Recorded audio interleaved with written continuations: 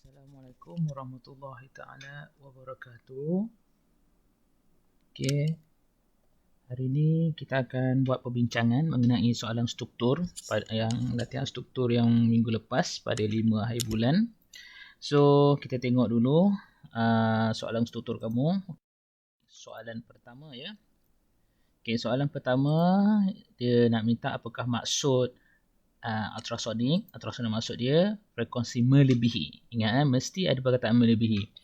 Okey, atau ada setengah budak tu frekuensi 20,000 Hz dan ke atas pun kita terima jugalah. Tapi kamu tak boleh buat maksud macam ni, gelombang bunyi berfrekuensi 20,000 Hz, tak boleh. Dia mesti melebihi 20,000 Hz. Okey, maka itu kamu akan dapat markah pertama. Okey, soalan yang kedua. Bagaimana kelawar menganggarkan jarak iaitu pertama dia mengeluarkan bunyi ultrasonik. Mengeluarkan, dia bukan menggunakan, dia mengeluarkan bunyi ultrasonik. Tapi saya nampak kebanyakannya tulis menggunakan ultrasonik, tak apa. So lain kali jangan buat kesilapan tersebut. Dia mengeluarkan bunyi ultrasonik. Markah pertama. Markah yang kedua, kelawar mendengar gema atau dia mendengar pantulan bunyi. Okey, itu adalah markah yang kedua. Okey. Okey, markah yang ketiga ni ramai pelajar yang tidak buat. Iaitu tempoh masa antara penghantaran dan penerimaan gelombang ultrasonik dianggarkan. Tempoh masa dianggarkan. Okey, ini adalah markah yang ketiga. Dan markah yang keempat, jarak dianggarkan berdasarkan tempoh berkadar terus dengan jarak. Okey, inilah biasanya student yang hilang markah lah, markah yang keempat. Okey. So inilah cara-cara kelawar dia menentukan bunyi, dia menentukan jarak sebenarnya. Dia sama juga dengan kapal selam, semua benda yang sama juga. Okay. Alright. B. Okay, B1 iaitu kamu kena convertkan dulu millisecond kepada saat, 0.1 saat. Okay, maka akan dapat markah yang pertama. Okay, kemudian markah yang kedua iaitu langkah kerja kamu. Okey, dan langkah yang ketiga, markah yang ketiga mesti berserta unit. Kalau tak ada unit, saya salahkan.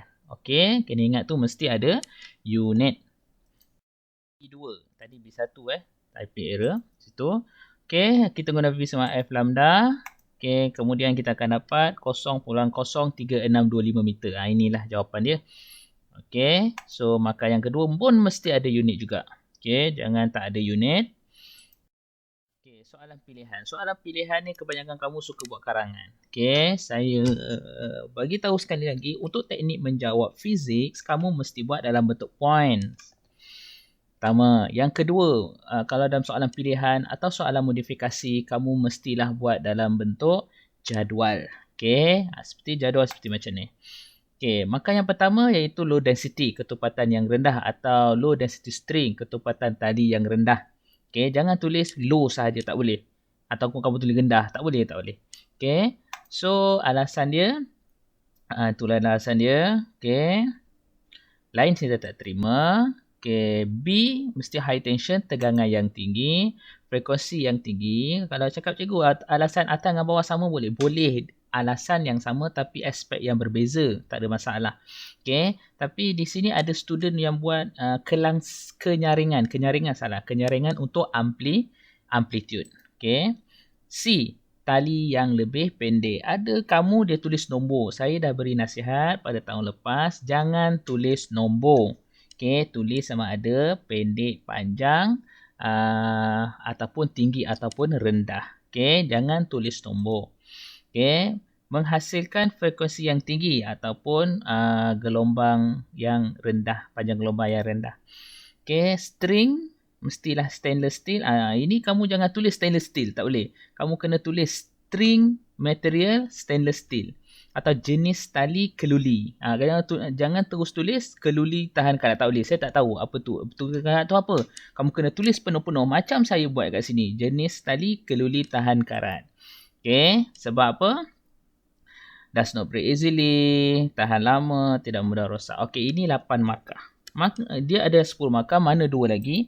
Kamu pilih Q, 1 markah. Kemudian bila kamu dah pilih Q, kamu kena salin balik mestilah kamu ketepatan yang rendah, ketegangan yang tinggi, tali yang pendek dan diperbuat daripada keluli. So daripada kamu ni kebanyakan salah. Ada yang tu dia tulis tali 70 cm, salah. Mesti tulis tali yang pendek. Okey. So saya nampak kebanyakan kamu tak tulis markah yang ke-10. Markah ke-10 apa tadi? Ketepatan yang rendah, ketegangan yang tinggi, tali yang lebih pendek dan diperbuat daripada keluli. So saya harap kamu boleh ingat apa pesanan saya, okay, dalam soalan struktur, dalam soalan esei bahagian B dan bahagian C mesti buat dalam bentuk point, mesti tepat alasan dia, fizik, mesti berdasarkan fizik, tak boleh buat alasan yang biasa-biasa. Kemudian dalam soalan pilihan, sila buat dalam bentuk jadual, okay, memudahkan kamu untuk mengetahui apakah kamu punya poin-poin betul ataupun salah, okay. Kemudian nasihat yang ketiga, kamu kenalah jangan buat dalam bentuk nombor. Okay? Tulis sama ada tinggi atau rendah, panjang ataupun pendek. Okay? Itu sahaja daripada saya. Sekian, terima kasih.